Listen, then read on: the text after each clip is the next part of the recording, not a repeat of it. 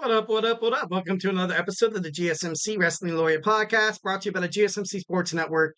I'm your host, Eric Rodriguez, here every Monday through Friday, 11 p.m. Eastern Time, 8 p.m. Eastern Time, 11 p.m. Pacific Time. Getting a little too ahead of myself here, obviously. Hope you guys had an amazing 4th of July. Hopefully you and your family were safe. Everything was swell. You guys woke up, had an amazing breakfast, and was like, oh man, we had that amazing Wrestling Laureate podcast to watch tonight. So let's get stoked for that. But, wrestling's awesome. Wrestling is awesome, guys. Tune into the GSMC Wrestling Laureate podcast. Well, once again, our podcast, this sports fate of wrestling and love and passion and, clicking on videos, searching on your social media, like YouTube, TikTok, Instagram, has led us to this. This is destiny. This is destiny. So thank you for tuning into the GSMC Wrestling Laureate Podcast, brought to you by the GSMC Sports Network. We have a great show for you today on tap. Today we have our WWE Smackdown preview. We're also going to preview. We have a bunch of previews today. Well, not maybe like we have Smackdown, and then we have segment 2. We're going to talk about NXT Heatwave. Segment 3, we're going to talk about exactly how important is this year's Money in the Bank. I know obviously this is this is kind of an event that wrestling fans, especially me, the moment we find out it's going to happen, we kind of mark it on our calendars because it's a really big deal. It's a really big deal. I love Money in the Bank is pretty big. Obviously WrestleMania, the Royal Rumble, Survivor Series, and honestly those are my big four. Those are, of course, the Royal Rumble as well. But, my top 5 favorite Saturdays or Sundays. I don't know if they're going to switch to Sundays thanks to, TKO and stuff like that. But I don't know. It's pretty great. It's pretty great. Can't wait to see it. Our 4th segment, we're going to talk about Money in the Bank. We're going to break down the matches. And our 5th segment, I'm going to leave you guys with some wrestling news roundup. So, guys, but before we move on, I want to remind you guys to use the tips and donations link at the gsmcpodcast.net. Go and shoot your questions, comments, and concerns. Tell me what you like. Tell me what you don't like. We get a number of questions from viewers like you that come in during the show. So to ensure that your question gets read on air in front of millions of wrestling viewers, don't be shy to hit up that chat button. Give me a shout out where you're at right now. Tell me how you feel about fireworks. Tell me, what you did for the 4th of July. If you need someone to talk to, I will be that guy. No, I'm just kidding. Mostly for wrestling would be awesome.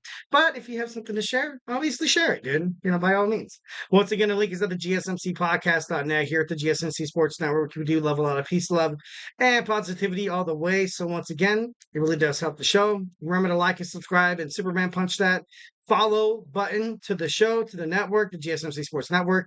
But most importantly, let's go ahead and dig on into the show.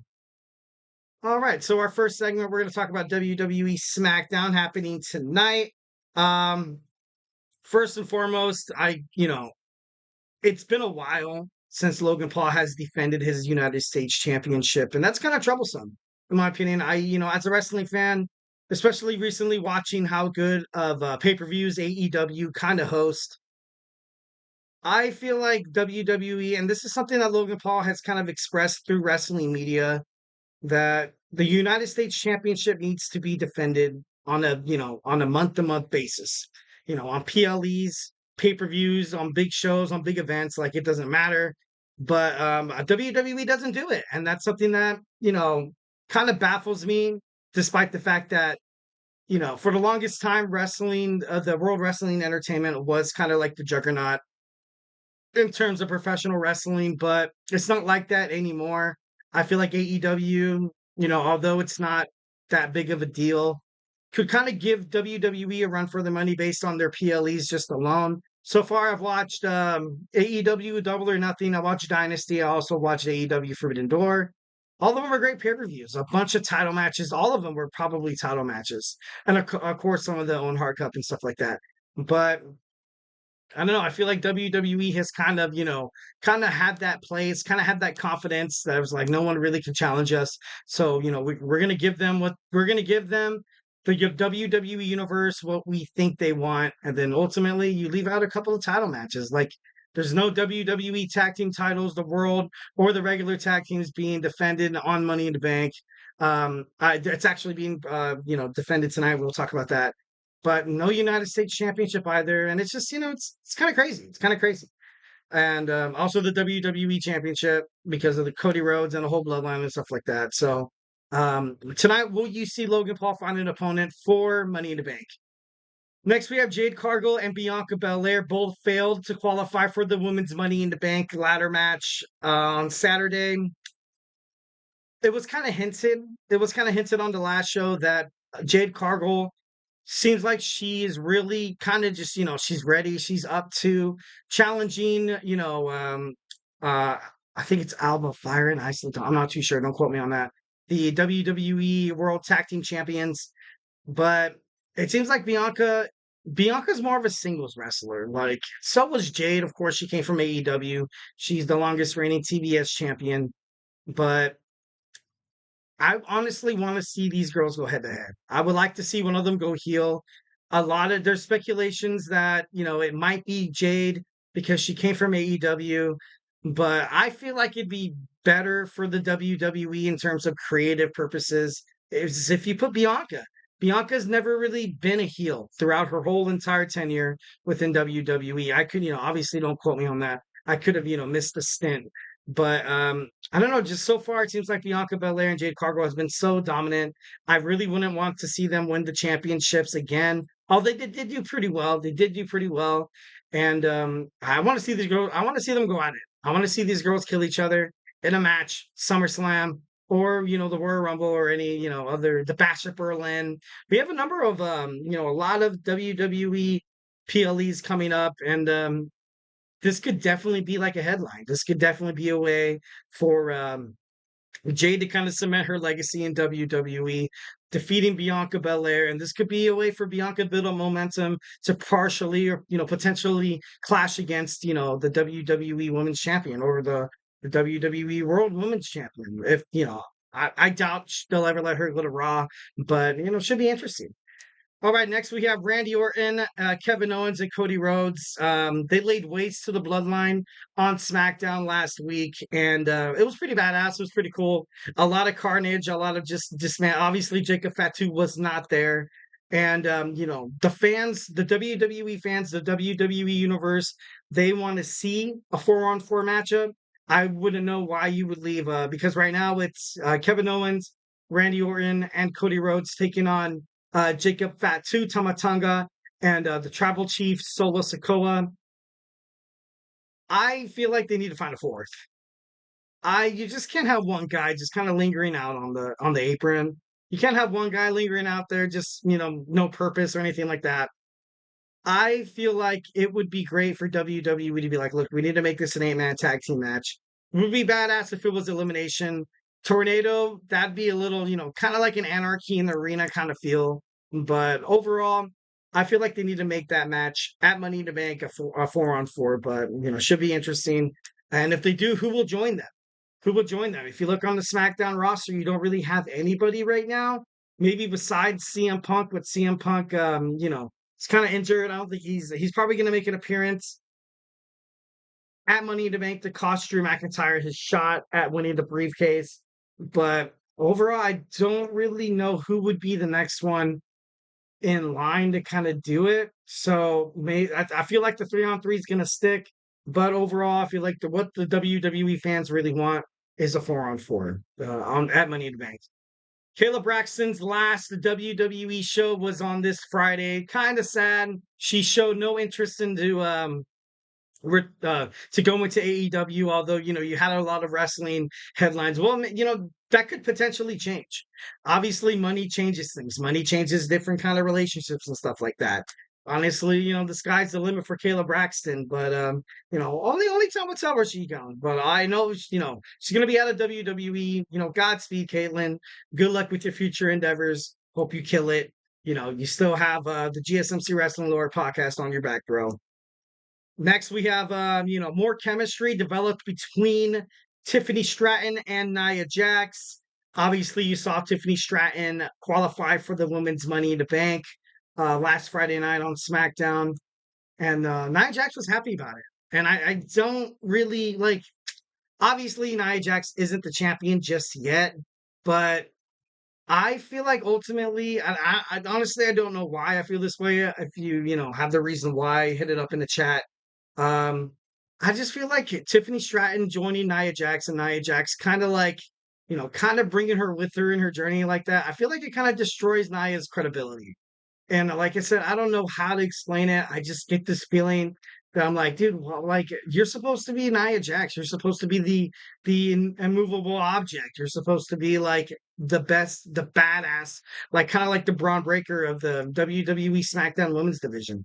But you're not like you. I don't know if she's using Tiffany Stratton. It'd be kind of cool if they had that storyline, or when she eventually defeats Bailey and she tells Tiffany to, she's kind of like Tiffany's Nia Jax's right hand woman, and you see her urge Tiffany Stratton to cash in on Liv Morgan. That would be one hell of a change up.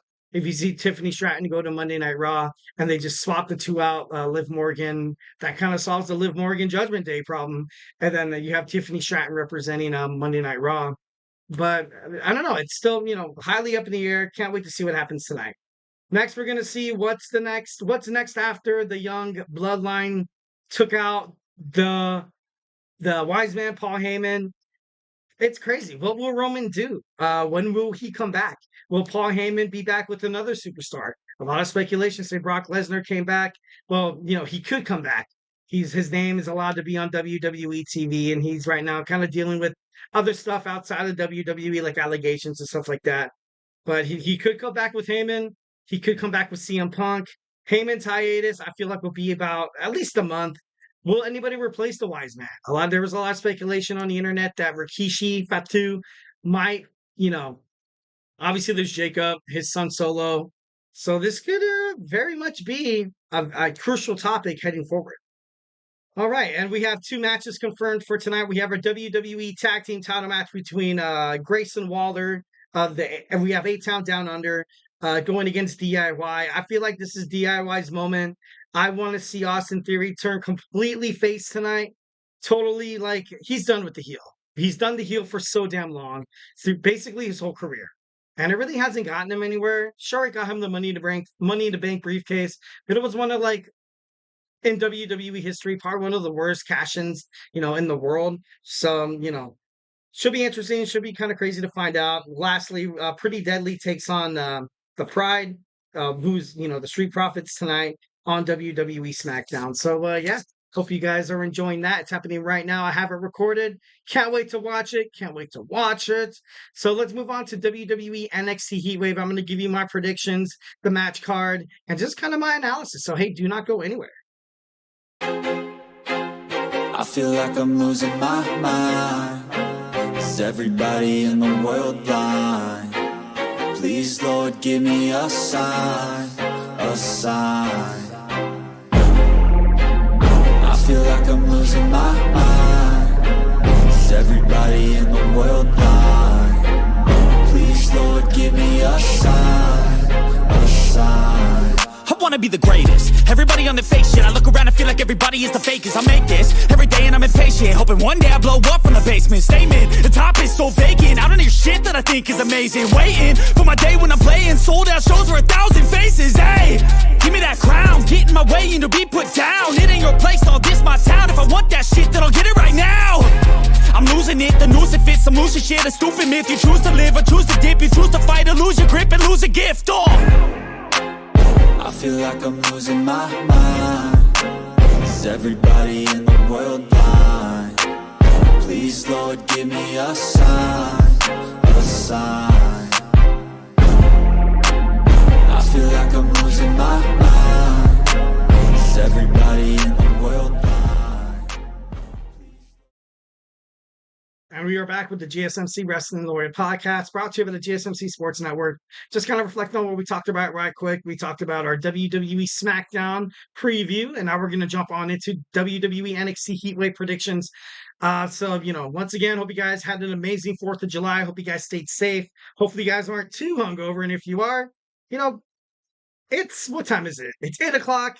Dude, grab another drink, man. Chill out. The best way, fight fire with fire. Hair of the dog, baby. Hair of the dog. The best way to get over a hangover is, sip it on your favorite beverage once again, but not too recklessly. So make sure have your favorite drink, have your favorite snack, and tune in to Eric's GSMC Wrestling Laureate Podcast. But before we move on any further, I want to remind you guys that we get a number of questions from viewers like you during the show. To ensure that your question gets read on air in front of millions of viewers, hopefully, I asked you guys to use the GSMCpodcast.net for the tips and donations link. Tell me what you like. Tell me what you don't like. Give me some of your predictions for NXT Heatwave. Would absolutely love your predictions. Would absolutely love them to go into in-depth analysis on talking about it. That's what I'm here for. I'm not here just to mumble on and on and on for an hour, although I feel like I do. I feel like in an hour, I try to avoid, there's something in the journalism world as a dead air where you kind of have it like, I try to avoid that. I try to avoid that at all times, but sometimes it's inevitable where I kind of get caught thinking about things and I'm like, ooh, no, who's better, The Undertaker or Kane? And, like who, the Brothers of Destruction, or whatever, who was it's hard sometimes talking about professional sports. It's a sports. You have that pondering. You also have that thought in the back of your mind. You have this just sports is something in the world that I feel like I can't even explain. It's kind of a cop out to be like, oh, it's so exciting. It's so awesome. Get your blood boiling. Yeah, that's true. Oh, yeah, that's true. But there's something deep down inside about sports, professional wrestling. Something deep down about that. Something about that niche that just scratches and it just feels so damn good. So damn good. And you watch it and you're like, oh, kind of like watching football. Watching football, you have your Sunday ticket going on. It's like it's heaven. You're like, damn, I just watched my kid being born. And that satisfaction comes nothing to like watching football. I'm just kidding. No, just kidding. Just kidding. Kind of. I'm just kidding. No, I'm just kidding. Just kidding. Moving on. So let's talk about our second segment. We have NXT Heatwave happening on Sunday in Toronto, Ontario, Canada at Scotiabank Arena. Should be pretty awesome. I think it's going to be pretty awesome. NXT has been hitting on some pretty good PLEs lately. Obviously, with with TNA kind of being their recent, Charlie Dempsey once again was in TNA, kind of crazy. So Nathan Fraser and Axiom, the WWE NXT World Champions, aren't really on the same page right now. They're not on the same page. They were a pretty successful tag team. I thought they were going to lose a bunch of times. The AOP. I thought they were going to lose to the OC on Battleground. I'm waiting for these guys to lose. And it just occurred to me that I'm like, these guys are pretty good together. These guys are really good tag team champions. Right now, they're going against Duke Hudson and Andre Chase of Chase U, which kind of has inner turmoil between themselves right now at the moment. Rich Holland has been barred from coming to Toronto. Is he gonna be in Toronto? Is he gonna be like you're gonna see him in the crowd? Classic WWE, where you see him in the crowd and you're like, you never said I couldn't come as a fan. Like, you know what I mean? Like, I feel like that's gonna happen. And that will ultimately kind of be the distraction that maybe Nathan Fraser and Axiom need to win. But right now, I feel like Chase U is on fire. I feel like the tag team titles on Chase U would make more sense, in my opinion. But I don't know. Right now I'm kind of 50-50. I'm 50-50 right now with this match. I've been banking on Fraser and Axiom to lose for about 5 or 4 months now, and it's just never happened. So I'm like, oh shit, like maybe I should, move on to the other side. So right now I'm, 50-50, don't really know who's going to win. But if I was an NXT head writer, I feel like the tag team champions losing to Chase U would kind of build up a little more storylines. But that's just my prediction, my opinion. Not right all the time, but yeah, I feel like that'd be pretty badass. But moving on, we also have sorry, why isn't this working? There we go. Next, we have Kaylani Jordan defends her WWE NXT Women's North American Championship against Soruka. Soruka still, I believe, is not 100%. Kaylani Jordan, she's that sweetheart. She kind of like I kind of compared her to Bailey on a couple of shows ago, and you can kind of see that she's a former gymnast. She's like if Simone Biles comes over to the WWE, that's Kehlani Jordan. Athletic as hell, has all the accolades, all the all the accomplishments to be a recognizable and a notable women's athlete. Absolutely impressive. Not taking anything away from her with that. But in terms of professional wrestling, I just feel like she doesn't really have that kind of like that. Oh man, I can't explain it. Kind of like that backbone, I guess you can say, where you see someone walk out with the title rock and they're like Noma could touch me. You know what I mean? She doesn't have that bravado. She doesn't have that sense of like I said, it's hard to explain. But Kehlani Jordan, I feel like after maybe a couple of successful title defenses, she'll get there. But I felt like Soruka, the reason why this championship was made was for her to win it. I feel like she's electric. She has the fans behind her. Whenever she comes out, she cuts pretty good promos. It could be a way for these two friends to ultimately like become the next Carmelo Hayes and Trick Williams, and begin to hate each other and maybe like creating this pretty badass back and forth rivalry, I feel like that'd be pretty cool. I feel like that'd be pretty cool, 110%. I don't know if Jada Parker's going to get involved again. Obviously, she lost a lot of match, and ever since she lost, she's kind of been going ape stuff. But only time will tell. Right now, I'm going to say because something that Kehlani Jordan mentioned on the last WWE NXT is that she needs to have a nice prestigious run to be able to kind of make worthy of the NXT, North American Women's Championship. And that's true. That's true. If this title gets fought back and forth, it's going to feel like the 24/7 championship. It's going to feel like the European championship. It's also going to feel like, the hardcore championship once when it was, Crash Holly's, the 21st, when it was defended 24/7. Like no one wants to, there's such a thing as too long of a reign and there's such a thing as too short. Like you have to have that perfect balance between both. So, Kehlani Jordan, I think successfully defends her championship tonight. All right, now we have the NXT North American Championship in the men's division. You have Obafemi against the champion defending against Wesley. Wesley is absolutely desperate. This is his last chance to win the NXT North American Championship, the prestigious title that he made. God, and I really honestly don't want him to win. I don't want Wesley to win. I feel like he at this point, like like I always say, I respect the journey that he's made to kind of make it back into, but like I don't know, it's just like it would just be so like I can't even explain it. It would just be so like cliche. Be so cliche. You have the longest reigning WWE NXT North American champion dethrone the second place longest reigning North American champion in Obafemi. But Obafemi has been dominant. He's been, once again, you can have that question in terms of professional wrestling. There's always that two dominant champion, kind of like what you saw Rhea Ripley, kind of like what you saw with The Fiend, where these guys are just too big to beat, like Brock Lesnar. And you're like, oh, so we kind of have to have someone with a little finesse, with a little more, agile, a little more, flexibility to be able to kind of make the title defenses, more unpredictable. Because it seems like if once when Obafemi gets in the ring with like really anybody right now, I don't really feel like anybody really has a chance. So tonight we have Obafemi going against Wes. Not tonight, but tomorrow is going against Obafemi for the this is Wesley's last chance. If he loses, he can't challenge again. Next, we have Carmen Petrovic and Ariana Grace, both Canadian natives, taking on JC Jane and Jasmine Nix, the bad girls of WWE NXT. Once again, WWE's kind of in that spot where they're gonna pander to the crowd a little bit. They're gonna like you have Sami Zayn that's fighting on Money in the Bank, and then you have Carmen Petrovic and Ariana Grace, Canadians, gonna be I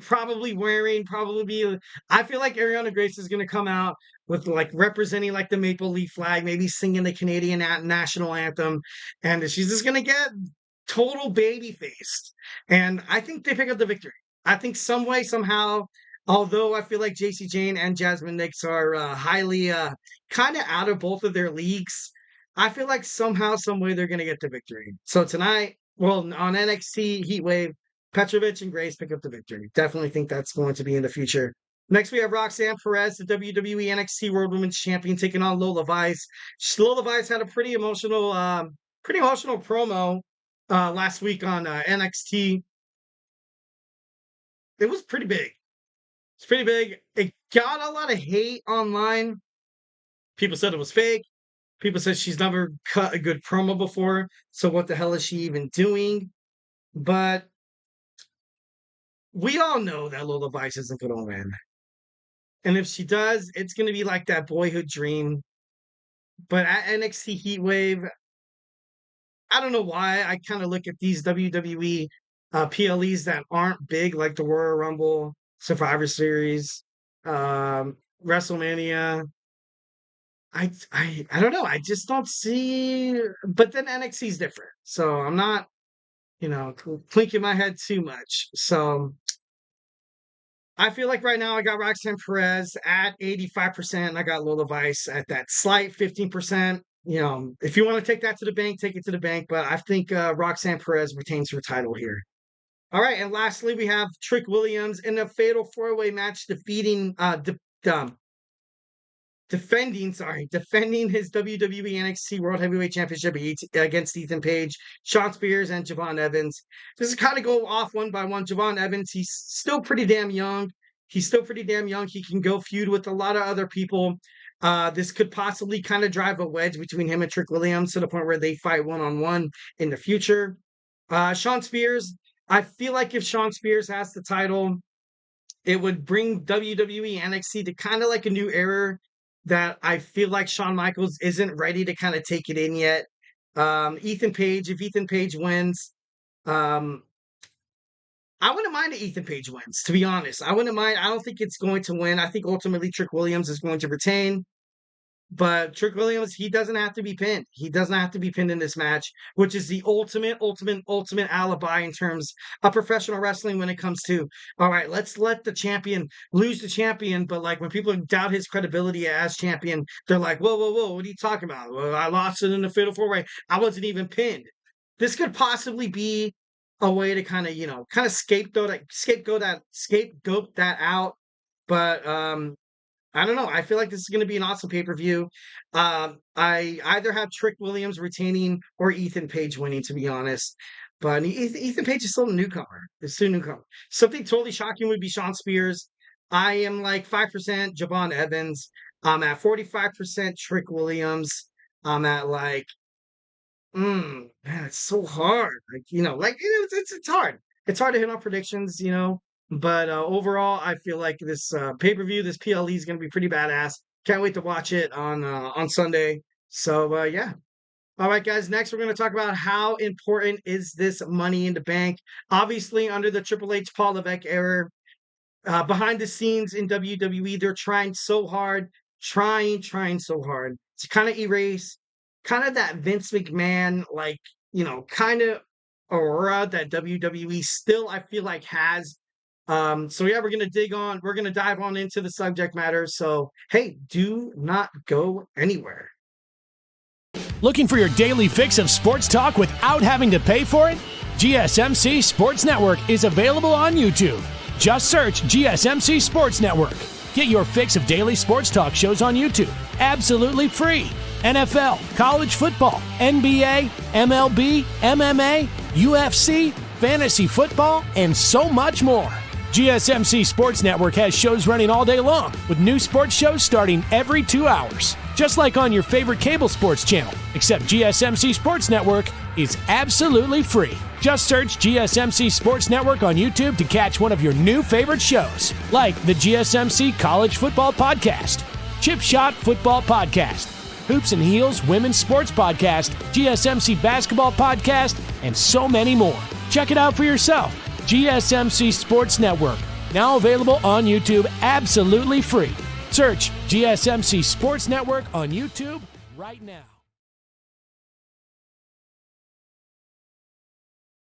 And we are back with the GSMC Wrestling Laureate Podcast, brought to you by the GSMC Sports Network. Just kind of reflect on what we talked about real quick. We talked about our WWE Smackdown preview. We also talked about our WWE NXT Heatwave predictions and analysis. But next, we're going to jump on into our, of course, why exactly is this Money to Bank kind of one of the most important PLEs? Obviously, you did have WrestleMania 40, the first PLE, the first WrestleMania under Triple H's creative order, so to speak. But this is big. This is going to be really big. This are basically these two people. I feel like Triple H is going to kind of take this as like as these guys are going to be the next people to kind of take kind of drive into a different directions, take the era away from Vince McMahon completely. After this PLE, I feel like people aren't going to mention Vince McMahon's name anymore. But yeah, honestly, let's dig on into it. So WWE has been officially being taken over, being deemed the Paul Levesque era. Triple H needs to have they need to have the money, the men's Money in the Bank winner. This the cash-ins. Just we're gonna first talk about the cash-ins. The cash-ins in the past have been pretty good. Pretty good. Can't dispute that. But I feel like if you're Paul Levesque, you kind of want to base these briefcases around two superstars that whenever they cash in, it's going to be big. It's going to be bigger than big. These two superstars have a whole lot of responsibility to uphold the company, the Paul Levesque name. They're kind of representing the era in terms of Money in the Bank. So a lot of pressure. Yeah, that's true. But I feel like right now on SmackDown and on Raw, for both the men's and women's division, I feel like you have guys who can do it. Definitely 110%. So I feel like Triple H has something to prove. I feel like, in my opinion, I don't feel like he really has anything to prove. I feel like that WrestleMania 40 was like really, really good. It was good enough. But obviously striving toward more, always thinking that you can do better is good in terms of business and stuff like that. So Paul Levesque, this the Money in the Bank winner needs to be someone that I feel like you kind of need to build the future around. And when I say the future, I don't mean like the future, but just the whole year. You need to have the whole year of this guy constantly having their Money in the Bank briefcase, and they're like, oh, if he cashed in, he's gonna win. This guy's gonna win. Something that you kind of saw that didn't happen with Damian Sandow. Kind of like what you saw what happened with Austin Theory. Kind of like what you saw what happened with even though he did successfully cash in the Money in the Bank, it was Dolph Ziggler, where you're like, dude, Dolph Ziggler's never gonna cash in. Like, it was that doubt. It was that doubt that made that Money in the Bank cash in so damn good. It made it so amazing. So Paul Levesque has a whole bunch of pressure tonight. Well, on Saturday, tomorrow. Damn, crazy. Of making this pay per view or this Money in the Bank winner probably one of the most prestigious Money in the Bank winners in the world. And even Cody Rhodes, you have Cody Rhodes, the WWE champion, who finished his story at WrestleMania 40, even deemed and labeling this Paul Levesque era kind of like the Renaissance era. And like when you think about Renaissance, you think about the Renaissance, in the world where you kind of had new technologies coming up, you had new ways of living that made it easier, better, more healthier. And I feel like that's kind of how you have the WWE right now. That's something that Triple H wants to establish. Once again, I feel like still watching WWE, there's still that McMahon kind of presence. And I don't know how to explain it, but I feel like Paul Levesque really, this whole year, I feel like this whole year is crucial in establishing himself as the true CEO, as the true COO, basically leading the company into the future. And WWE fans, I know, have a lot of faith in Paul Levesque. I know I do. But he's still linked to Vince McMahon. He's still his daughter, that's his father-in-law. You never talk bad about your father. Never, never, never, never, never.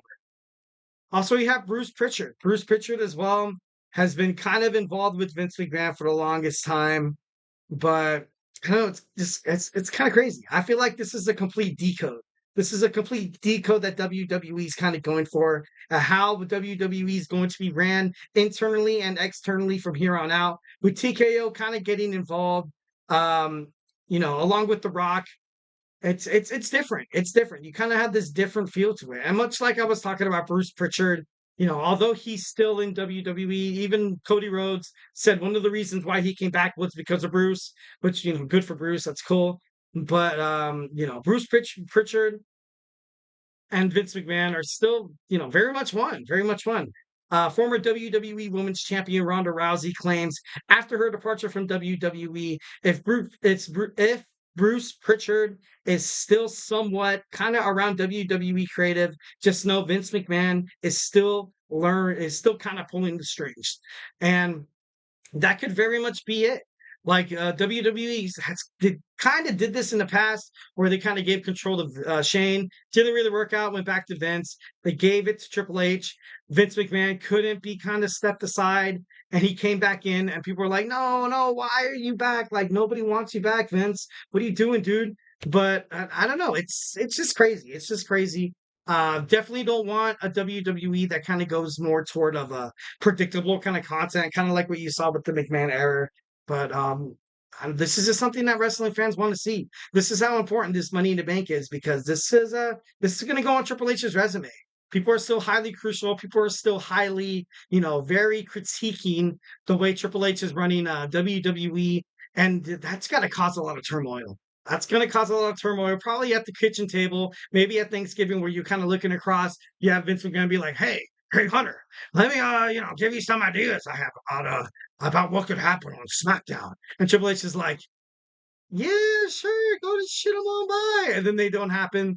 And then Vince is like, "Those were golden ideas." We're just like, dude, like, just sit down and enjoy your turkey, bro. I'm just kidding. No, but it's crazy. It's not a real, it's not the best situation to kind of be in. It's kind of hard. The son-in-law, the father, the daughter. Oh God, it's just it's hard. It's hard. So I don't know. So who is driving the new paradigm shift in WWE's new product is a question that I'm constantly trying to ask myself. Right now, I feel like Triple H. I feel like Triple H is in, but then you also have Bruce Pritchard linked to Vince McMahon. Vince McMahon also linked to Triple H, linked to both these guys. So there's no. This is the first WWE without a McMahon. That's crazy. That's something that's unfathomable, unheard of.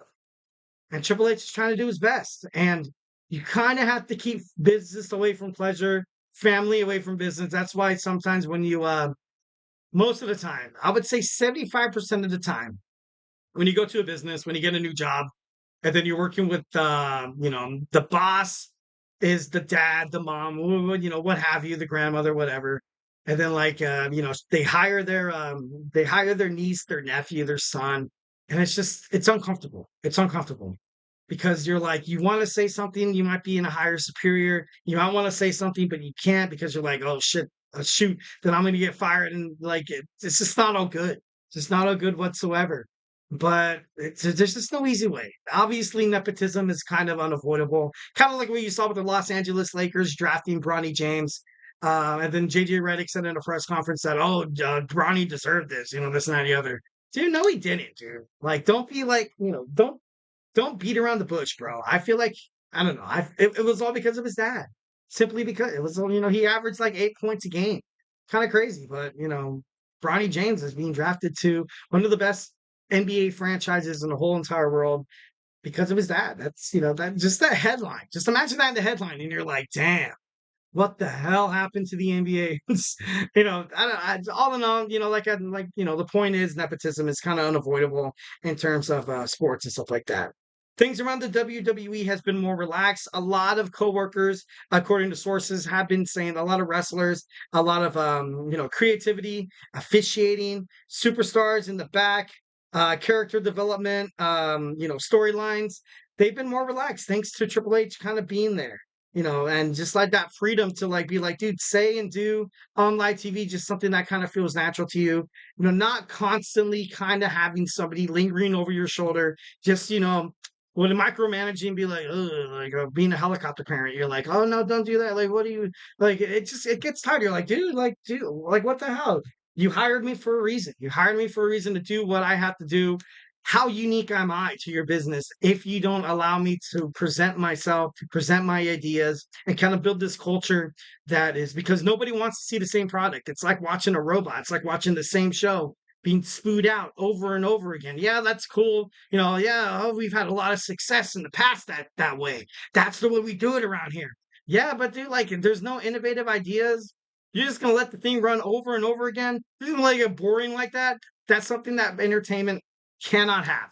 That's something that WWE cannot have. So this Money in the Bank is probably one of the biggest pay-per-views that a lot of people are kind of like, I feel like people do kind of see the severity of it. I'm not saying that they don't, but I just feel like this WWE is getting pretty crazy. Obviously, you have a lot of blood and some bad language kind of into it. You have stars more active on the WWE platform, and once again, that just helps in terms of pop culture, helping entertainment stars being brandished, kind of like on your podcast, kind of like on your shows and stuff like that. Nick Khan was a former agent. Obviously, you can tell that he had a Rolodex of people that he probably called. He was like, "Hey, why don't you make an appearance on WWE? That would be so totally badass." And they're like, "You know what? Let's do it." So, yeah, that was my spiel on why this Money in the Bank is probably one of the most important PLEs toward the future. So, yeah. All right, guys. God, glad you guys are sticking with me. Hope you guys had an amazing 4th of July. Do not go anywhere. We're going to talk about Money in the Bank. We're going to talk about Here Comes the Money. Here we go. Money Talks.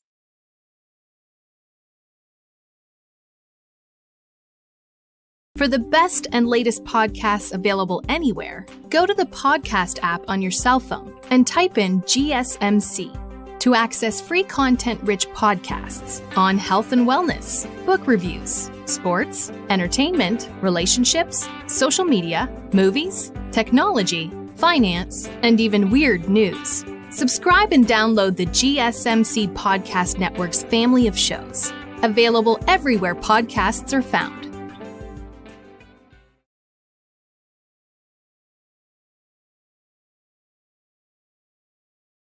And we are back with the GSMC Wrestling Laureate Podcast, brought to you by the GSMC Sports Network. I'm your boy E here, every Monday through Friday, 8 p.m. Pacific time, 11 p.m. Eastern time, talking all things professional wrestling. So just kind of reflecting on what we talked about. We had our WWE Smackdown preview. Make sure you check out that. We had our WWE NXT Heatwave predictions, also analysis. We just got done recently talking about how this Money in the Bank under the Paul Levesque era is definitely one of the most important pay-per-views probably this year. And I know a lot of people will be like, "Oh, what do you mean this year? Like, we have the Royal Rumble still. Like, what are you talking about, dude?" Well, the Royal Rumble technically is in February, so it's next year. So is WrestleMania. But for the rest, well, we do have SummerSlam. SummerSlam is good. SummerSlam's kind of hit or miss for me. I know a lot of people are probably going to, turn my head off, but I feel like SummerSlam's kind of hit or miss for me. I like Money in the Bank. Money in the Bank is one of my most favorite pay-per-views. When you have someone win the briefcase that's kind of predictable, you're like, great, that sucks. Wow, like I couldn't, I could have had a full night's sleep. I could have, cooked dinner for my family. I could have hung out with my kids. I could have read them a bedtime story, but instead I sat my ass on the couch and I was like, dude, I want to watch this Money in the Bank ladder match. And then it ends the way you exactly knew it was going to end. And you're like, yeah, that's cool. Like, I feel like some kind of wrestling guru.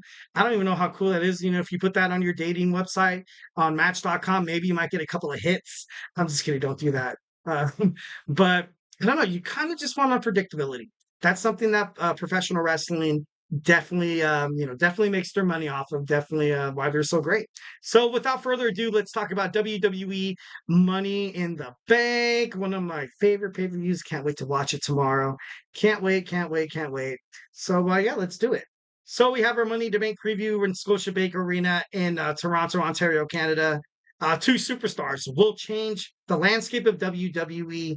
They will change storylines, rumors, already in the works within WWE Creative, but most importantly, two superstars will change their careers, their lives, their successes, their journey in WWE. This is really, really big. That's something, once again, I was talking about on the last segment. Make sure you check that out. These two superstars are going to be linked to the Paul Levesque era for forever within WWE history. They're going to be like, oh, when Paul Levesque took over, yeah, the Money in the Bank winners, did this and that, because you kind of have you need these two Money in the Bank winners to kind of be entertaining, yes, unpredictable, yes, unpredictable. They also need to have this kind of sort of I don't want to say proxy, like, you know what I mean? Like, that just seems, just so cliche, but it needs to be unique.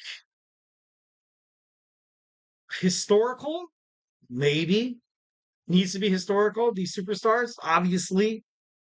But I don't know. Let's just get into the pay per view here. First, we're gonna start off with kind of some things that I don't like that Money in the Bank is doing right now. Once again, you don't have the women's World Heavyweight Championship match. Liv Morgan defended it on WWE Raw. Why? I don't know. Just builds more criticism toward Liv Morgan. I don't see her as a champion. I honestly don't. I gave her a chance. I honestly, really honestly did, but Liv Morgan is just a bridge champion. She's also, well, in WWE, you call it a transitional champion. In the NFL, you call it a bridge quarterback. But it's not working. It's not working. But then again, you do have Logan Paul, the United States champion, not defending as well. So you have something that's really good, and then you have the champion holder that's really, really bad. So it's not something that WWE is kind of using to kind of, ultimately kind of, kind of play apples to oranges a little bit. And you're like, we're not going to have this title defend. But dude, like, I don't know, where is it? Bayley doesn't have a match either. Bayley doesn't have a match. Back in the day, back in WWE/WWF, the Attitude Era, the pay-per-views were straight up beefed up. They were on steroids. It was like Barry Bonds' skull. It was just ready to pop. Anything could happen at any time. And you had championships up the championships. You had, like I love about AEWs, you have, I don't know why WWE doesn't, I feel like that's why in professional wrestling, I feel like they have pay-per-views every month, is to kind of, give people the chance of witnessing kind of like a title change. Obviously, title changes never really happened off pay-per-views. It was kind of like a big wrestling no-no, especially when I was growing up, watching on SmackDown and Raw, and they're like, oh, we have a rare title. It was rare. It was rare to have a title match. And every single time there was a title match, you're like, okay, great. Someone's going to interfere. We already know this. And guess what? Somebody would interfere. Oh, we're not going to have anybody. We're not going to have any title changes unless it's under pay-per-view, unless we show it to people who are paying for it. And I feel like WWE's kind of doing a crappy job with that. But that's just, honestly, that's just my opinion. That's just my opinion. I feel like, WWE, there should be United States Championship title defense. Even Logan Paul over the Pat McAfee, I think it was Pat McAfee, or his own podcast, Impulsive, kind of stressed about that. He was like, dude, like, I'm your champion. I want to prove myself. And you have this YouTuber, no offense. You have this YouTuber, this guy that a lot of people are like, dude, this guy's in the real deal. I think you don't have him defending his championship every month. Dude, what the hell's wrong with that? Well, why are we doing that? Why are we doing that? So once again, you don't have Liv Morgan defending her championship. You also don't have Bayley, no Logan Paul, no tag team title belts whatsoever, no World Women's Championship match, no WWE Championship match, no WWE World Title, World Tag Team Championship defenses. And I think it's wrong. I think it's wrong. I think it's it's time for WWE to kind of just get with the real world, man. What are you doing? Instead, the night before you have DIY taking on the A-Town Down Under. Imagine if you see a face turn with Austin Theory becoming a babyface instead of the heel. It would just make such a mark if it was like, oh, I have Money in the Bank. You had Austin Theory. Austin Theory lost his chance to win in Money in the Bank. He was a title briefcase holder. He had a chance to be the WWE champion, the World Heavyweight champion. He cashed in. He failed. Came back. Wants to cement his legacy, wants to be viewed differently. In terms of WWE, he turns on Grayson Waller, but that's not going to happen. We're not going to get a chance to witness that. We're not going to, even Austin Theory has something about media. Yes, it impacts the entertainment business that's ultimately promoting the content, but also the superstar itself. Like, if I was Austin Theory, I'd be like, damn, I would like my heel turn happen on a PLE. I would like that to happen, but it doesn't happen. It doesn't happen because WWE, I feel like they still can't get it right in terms of pushing matches on PLEs like Money in the Bank, Clash at the Castle. It's crazy, but obviously hit me up in the chat section if you have, obviously another opinion. Next, we have Sami Zayn taking on Braun Breaker. This match, you kind of have this Sami Zayn getting into it once again. Sami Zayn, a Canadian native, going up against the quote unquote from Michael Cole and Pat McAfee, the badass of Monday Night Raw. He wants to be the badass of Monday Night Raw. Let me tell you something. If you ever deemed yourself a badass, guess what? You're not a badass. Braun Breaker, I felt like since he made it onto the WWE main roster in Monday Night Raw, has just been trash. His bookings have been trash. His promos have been trash. His storylines, trash. WWE's looking for another way for Braun Breaker. If he makes it back down to NXT, that would ultimately destroy his career. So there has to be some kind of there has to be a fine line that Braun Breaker has to draw that was like, dude, like, what are you guys doing? What are you guys doing to my character? Why am I going against Sami Zayn if I'm just going to lose the match? If you had Braun Breaker come in and not drive Ricochet through a windshield and not constantly attack Ilya Dragunov in the back or other superstars, if you had him actually work his arse off to the point where he is right now, have him and Sheamus and, Ludwig Kaiser fight in like a triple threat match to determine the number one contender and he wins cleanly, that is a position where you could possibly have Braun Breaker win the championship. But instead, the way this is going right now, if Braun Breaker wins this championship, to be honest, I'm going to be kind of pissed. I feel like Sami Zayn, in front of a Canadian crowd, I think he's going to win. He deserves to win at this point. He deserves to win. I got 95% Sami, 5% Braun Breaker. Next, we have Damian Priest, the World Heavyweight Champion, taking on Seth Rollins. If Damian Priest wins, Seth Rollins cannot challenge the World Heavyweight Championship. If Seth Rollins wins, Damian Priest has to lead the Judgment Day. And, after they kind of had that gentleman's agreement, I think that kind of really made my mind up. I kind of thought Seth Rollins maybe had a little bit of a chance, but Damian Priest isn't going to leave Judgment Day. He's not going to leave Judgment Day. He's going to be kicked out of Judgment Day. I don't know if that's going to make any sense, but he's going to be kicked out of Judgment Day because you have this inner turmoil. You have this heat, this blood, this pot of, this can of worms that's constantly boiling over with Finn Balor, JD McDonough, Dominic Mysterio, and Carlito. I think it would be beneficial for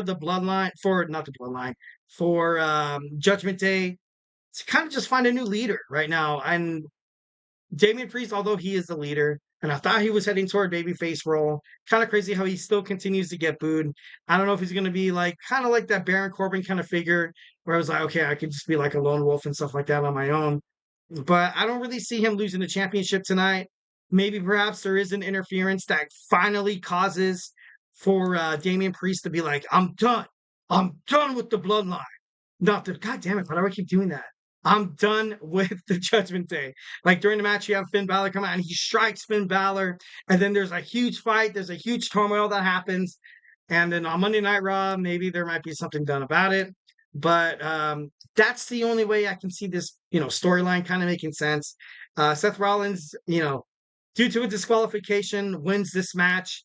But once again, it's not like, oh, I don't feel good about winning this match. I didn't win it cleanly. I didn't win the World Heavyweight Championship, so you don't have to leave the Judgment Day. We also have the Bloodline, Cody Rhodes, RKO. Randy Orton and Kevin Owens going on a 3-on-3. Like I said, I want them to make it a 4-on-4 so damn bad. But since WWE has been so wrong in the pay-per-view so far, it's not going to be a surprise that it's going to be on 3-on-3. But I don't want to say this match, mostly benefits the Bloodline. So, if they get a win over Cody Rhodes, Kevin Owens, and Randy Orton, it's going to be big. It's going to be big. And if Cody Rhodes, Kevin Owens, and Randy Orton wins, it's going to be so cliche. It's going to be one of those things where it's like, oh, okay, we didn't see that coming. So, yeah, honestly, I feel like the Bloodline wins tonight to kind of establish some credibility within the new Young Bloodline and the new self-proclaimed Tribal Chief. So we have the Money in the Bank match. I kind of wish I had a little more time to talk about this, but I don't. We have Jey Uso, Carmelo Hayes, Andrade, Chad Gable, LA Knight, and Drew McIntyre. My money is on Drew, but with the CM Punk looking for retribution after the attack, he's going to find a way to screw over Drew McIntyre. I honestly, besides Drew, I feel like LA Knight already kind of has a stint right now with the United States champion Logan Paul. I feel like they're going to fight at SummerSlam. Chad Gable's dealing with his own problems with the Alpha, trying to get the Alpha Academy on his side, going against the Wide Six, who completely try to harass him. Andrade, I love Andrade. I feel like this match was ultimately, he was kind of put in it to be like, oh, for the futures match, be like, oh, Andrade could still kick ass. Jey Uso and Carmelo Hayes, I feel like, are 50-50. This briefcase could be amazing for both of these careers. Absolutely. Obviously, Jey Uso can get an opportunity faster than Carmelo Hayes. Carmelo Hayes has that, kind of has that chip on his shoulder. You had Damian Priest, who was a heel when he won the Money in the Bank. So it's no surprise to me. Maybe they give it to a babyface. Jey Uso wins. So right now I'm at 55 Jey Uso, 55% he's going to win, 45% Carmelo Hayes. And that slight, like Drew McIntyre, it'd be poetic justice because Drew McIntyre lost both of his championships due to this briefcase. And the women's Money in the Bank, we have Chelsea Green against Io Sky, Zoe Stark, Tiffany Stratton, Lyra Valkyria, and Naomi. This match is probably, if I had to put my money on it, I don't think Io Sky's going to win. She was a back-to-back Money in the Bank. Maybe, perhaps she cashes in on Bayley. That'd be pretty interesting. I wanted Chelsea Green to win, and I thought Chelsea Green, the moment Chelsea Green qualified, I was like, oh shit, oh stuff. I mean, sorry about that. I was like, oh dang, she's gonna find her, she's gonna be the best women's Money in the Bank, kind of like a Carmella, like kind of holding over Mrs. Money in the Bank. But when Tiffany Stratton won, I was like, okay, Tiffany can kind of do the same thing. So and they were highly pushing Tiffany Stratton. Lyra Valkyria was a runner up in the women's King of the Ring. So I don't know how much they're gonna give to her. Naomi, like I said, she's kind of in that position in her career where she's kind of pushing kind of like younger superstars and stuff like that. But yeah, thank you guys for tuning into my show, GSMC Wrestling Laureate Podcast. We are almost done on this Friday, on this July 5th Friday podcast. Gonna let you guys go pretty soon, but we're gonna finish this up with our wrestling news roundup. So hey, do not go anywhere.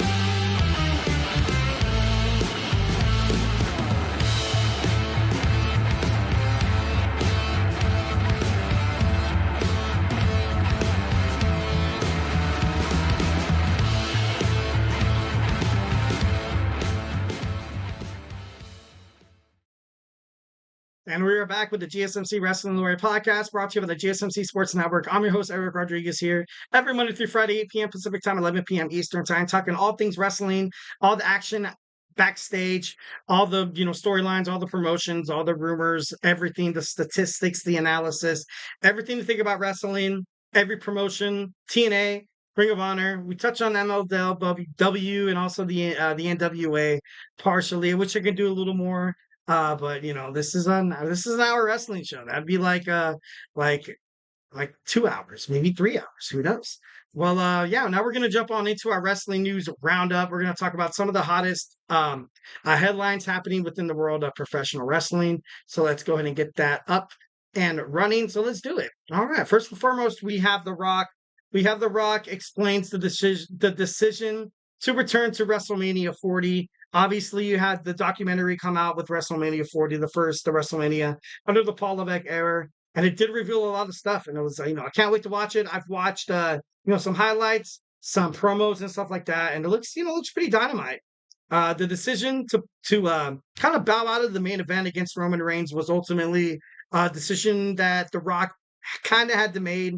The fans were deeply upset that they didn't get a chance to watch Roman Reigns, to watch Cody Rhodes finish his story.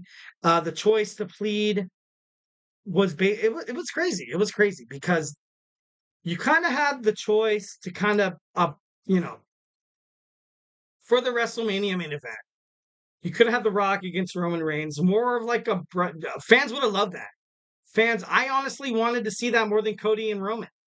That's because I'm like, a little bit more of an older generation wrestling fan. And, that's something that doesn't offend me. I know I'm old. I'm just kidding. I know I was, watched the Attitude Era, grew up during the ruthless aggression era. And now you just want to see WWE kind of become something really awesome. And so you kind of had the choice to play to a broader audience or tell an amazing story that WWE fans like me, and I fell for it too, that could build off of. And I wanted Roman Reigns to fight The Rock. But then we got Cody and Roman. We're like, all right, obviously my wife was super excited about it. And I was like, okay, great. Like, oh, Cody's cool and all, but he's not really that superstardom yet. Sure, he did some time with Ring of Honor. Sure, he did some time with New Japan Professional Wrestling, created AEW, and now he's back. Yeah, that's cool, dude. That's cool, dog. I didn't really respect him much as a wrestler. I kind of hated it when he came back, to be honest. When he won at WrestleMania 40, I got to be honest, I got goosebumps. It was crazy. It was crazy. Even I was shocked. I was like, dude, what the hell is going on with me? I almost went to the hospital. I was like, dude, I think I'm having a stroke. I'm just kidding. No, but I was like, that's crazy. I teared up, cried a little bit. I was like, dude, this is so freaking cool. Why am I enjoying this? It just made sense. It just made sense. Something that The Rock brings to professional wrestling. The reason why he's in the chair, in TKO in terms of WWE, it's not by accident. It's not like TKO was like, oh yeah, let's just put The Rock because he used to wrestle. Yeah, and he did some Hollywood movies. Cool. The Rock cares about wrestling. The Rock cares about WWE. The Rock cares about storytelling. And that's something that happened really, really well. He bowed out. He was like, you know what? Cody Rhodes needs to finish the story at WrestleMania. I'm going to put aside my selfish views. I'm going to create this final boss persona. And then we're just going to have Cody Rhodes just take over WWE. And which, kind of did. Kind of crazy. So, yeah, definitely. I think that's, pretty badass. WWE NXT sees viewership decrease. Overall, I felt like this episode of NXT on Tuesday was pretty cool. You had that Brooks Jensen kind of thing with Shawn Michaels that, kind of breaking the fourth wall a little bit. You kind of had Brooks Jensen depicted as a raging alcoholic. You're kind of blurring the lines between reality and professional wrestling, and that's cool and all. And then you also have Lola Vice come out, and I felt like she could have cut a better promo than it was the truth. I get it sometimes, but then sometimes the truth isn't as good as like a lie in terms of like entertainment and in terms of professional wrestling. Lola, talking about her mom, talking about her parents, and it was like one of those things where like even I nodded my head. I was like, okay, like that's that's awesome, that's great. But it did kind of lose me, and I'm not trying to sound mean or insensitive or like melancholy. I'm not trying to be not trying to be an arse. But I just felt like that promo between Lola Vice and Roxanne Perez, I felt like you wanted to see a little more strength from the challenger. You wanted to see that like in your face, like, dude, I just beat the crap out of Shayna Baszler. I'm gonna come in here and take you out, girl. But that didn't happen. That didn't happen. You kind of had that approach. When it comes to persuasion, what I've studied in college, you have the ethos, pathos, logos. Obviously, logos, appealing to, logic, got ethos, ethical principles and stuff like that. But they went totally pathos, emotional appeal. Let's get tears. I want these people to cry on their shirts and it just becomes translucent because I'm not sweating. It's all my tears. I'm just kidding. No, but I don't know. I just, I feel for it. But like the moment she kind of did that, I was like, you know what? I love Lola Vice. Like Wesley, I appreciate the journey. I respect the journey. But this is wrestling. This is professional wrestling. It's entertainment. It's entertainment. So honestly, I kind of think Roxanne Perez. I want Roxanne Perez to win this match, to be honest. To be brutally honest. All right. So I don't know why this isn't working. There we go. So next we have Mercedes Mone. Her response to being seen with Shane McMahon. something that I kind of thought about.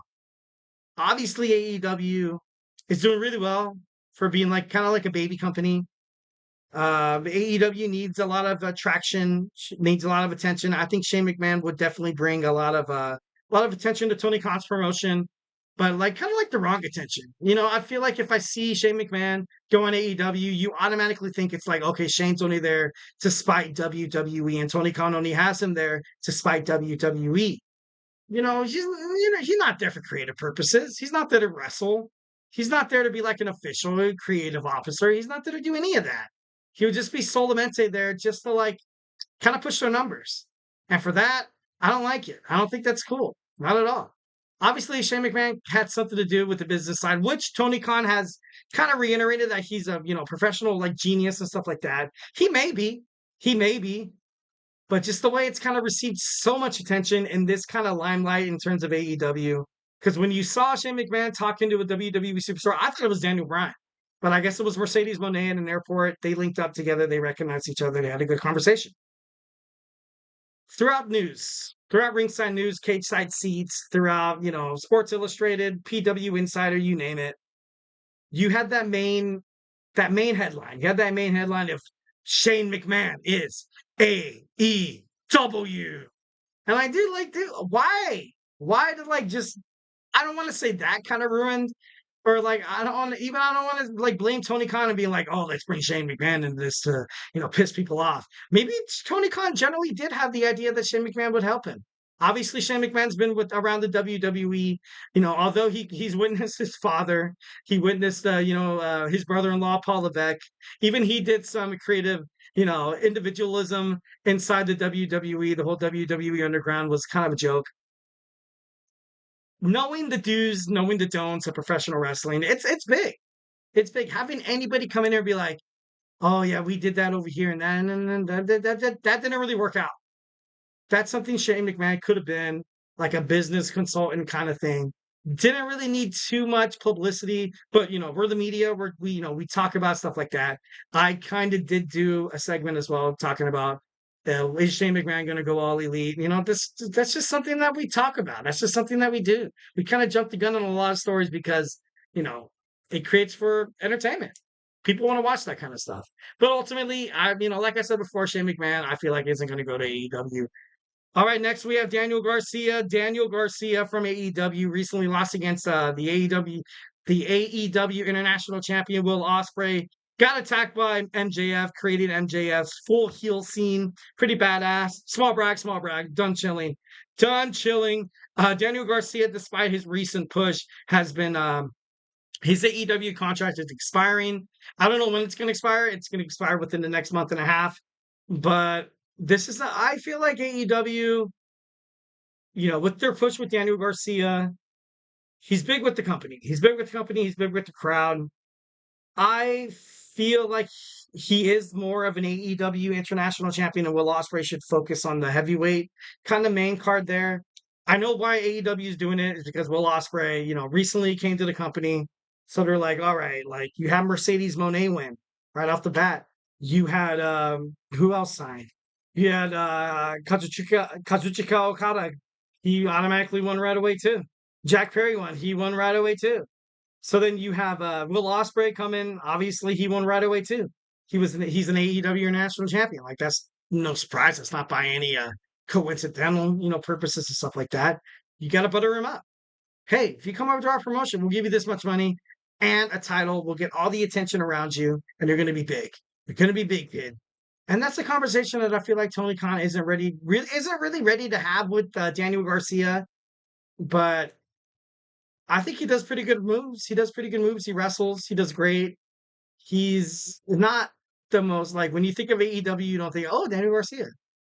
He definitely could be the future. And if Tony Khan's going to sign him, this is something that has to do with, like, delicacy. You can't just offer him, like, oh, let's do, like, a 5-year contract. I think a max would probably be 2 to 3 years. That's what I would give him. But, Daniel Garcia right now, he's kind of on the cusp. He's the future of AEW, future of AEW. All right, so let's move on. So we have the unified featherweight champion, world champion Amanda Serrano expresses her interest in joining WWE eventually. Much kind of like you kind of saw this coming. You kind of saw this coming with TKO buying the WWE. Obviously, you saw wrestlers like Shayna Baszler. Ronda Rousey joined the UFC after their joined the WWE after their stint in UFC. And this is no different. This is no different. Partially, combat sports. There's no doubt in my mind that Serrano was a WWE fan growing up. No surprise. A lot of these wrestlers, a lot of these superstars that step into the octagon probably are WWE fans. Probably are. Like, who cares, dude? We know it's choreographed. We know it's scripted. Like, dude, who cares? It's entertaining. It's pretty awesome. You see that the way these guys put their bodies through, it's hellacious. It's crazy. These guys put their bodies on the line sometimes twice a week. UFC fighters maybe 3 to 4 times a year. That's insane. And obviously it's not reciprocated. The level of pain, the level of development, the level of constantly keeping your body in check is not the same as UFC. But Serrano would be amazing in WWE. I watched highlights. I think she would be pretty good. Avoiding that no Ronda Rousey, who constantly botched matches, constantly hurted other superstars and stuff like that, had a bad attitude. But I feel like that's kind of something that, like, when you come out of the UFC, you may kind of have that bravado, that ego, that was like, some people do come in kind of a little disgruntled. They're like, dude, all right, I fought in a sport that was real fighting. Yeah. Like, dude, like, hey, grow up, get over yourself, dude. Like, are you serious right now? Self-glazing, self-brag. But that's something that you kind of need to have humility. You kind of be like, dude, these guys are athletes too and stuff like that. You can't just walk into the WWE and be like, oh, I'm going to kick ass. WWE is not like the UFC. You get a lot more cues. It's the entertainment factor. It's probably harder than the UFC. UFC, you can go out there for you 5 3-minute rounds. You can go out there for like a minute and a half, get knocked out. You can go out there for a minute and a half to start flailing around or just start like, oh man, like you can get that match done in like a minute. But not in WWE. WWE, you have to have this wrestling. You have to have this combatant sports. You have to look like kind of like this art form that is fighting. You need to make it look realistic. You need to, play the part. You need to ultimately get the viewers kind of involved. Instead, in UFC, you're trying to get the match done as fast as possible. So, kind of cool, kind of crazy. Love that Serrano's interested in WWE. So, Carmelo Hayes addresses the LA Knight about his promo botch. I watched this a couple weeks ago, and I was like, dude, like, I can't believe Carmelo just said that. They were talking about Logan Paul, but then Carmelo Hayes be like, do you think LA wants to fight you? And LA Knight was kind of like, no, man, like, I don't want, I'm looking in the mirror. I want to, talk about Logan Paul. And it's just kind of after, of course, when went cut, Carmelo Hayes went to LA Knight, and LA Knight was like, dude, I was talking about Logan. And Carmelo Hayes was like, oh my God, that's crazy. I'm sorry. Like, I messed up. That was my bad. And it happens. It does happen. A young superstar like Carmelo Hayes, I don't think that's ultimately going to mess up his push. But yeah. Next, we have Will Ospreay parts ways with the Don Callis family. Super awesome that Don Callis wasn't so crazy about it. Obviously, you see the Ring of Honor television champion Kyle Fletcher in the back, with a little disapproval with what Will Ospreay wants to do. But there's no doubt in my mind that the Don Callis family is going to find a way to attack Will Ospreay in the future. So, running out of time, guys, wrapping this up. So Shawn Michaels confirms that Lola Vice is going to be eventually called up with WWE, kind of being like, all right, now we kind of see kind of like a way out of losing against Roxanne Perez at Heatwave, but only time will tell. So yeah. Well, guys, hope you enjoyed my show. Hope you guys had an amazing 4th of July. Hope you guys are having an amazing 5th of July as well. So yeah, thank you for tuning in to the GSMC Wrestling Laureate Podcast, brought to you by the GSMC Sports Network. Your support means a lot to us, so please remember to Superman punch that like and subscribe button to the show. Also follow us on Twitter /X, Instagram, Facebook, TikTok for more content and updates. Here at the GSMC Sports Network, we do once again love a lot of peace, love, and positivity, and just being part of the show, guys. We love a lot of fan interaction. Don't be afraid to hit up the chat boxes when you watch these shows. We have a bunch of good podcasters killing it, and we want you guys to be a part of it. So once again, hope you guys are having an amazing holiday weekend, and stay beautiful. Let's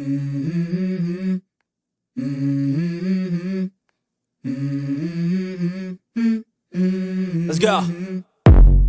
I wake up to a little bit of drool on my pillow, feel like it's gonna be a bad day. Yeah, I'm tired of shit, and the coffee ain't hit yet, damn, ain't that great. I don't wanna go to